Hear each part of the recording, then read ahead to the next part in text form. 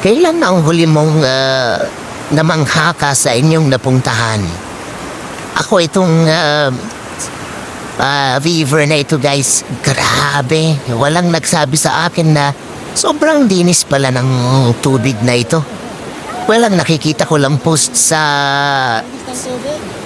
mga social media yung Bohol Falls sa Laguna. And then, yung Enchanted River, yun lang. The rest, wala na akong alam. And then, nakita ko ito guys sa Kabanggan na Zambales at Bobotilya River. Grabe, sabi ko. Alam mo, pagdating ko hanggang sa ngayon, napalis na ako, 2 araw na ang nakalipas. Yun pa rin ang aking buhang bibig. Grabe, ang linis ng tubig na ito.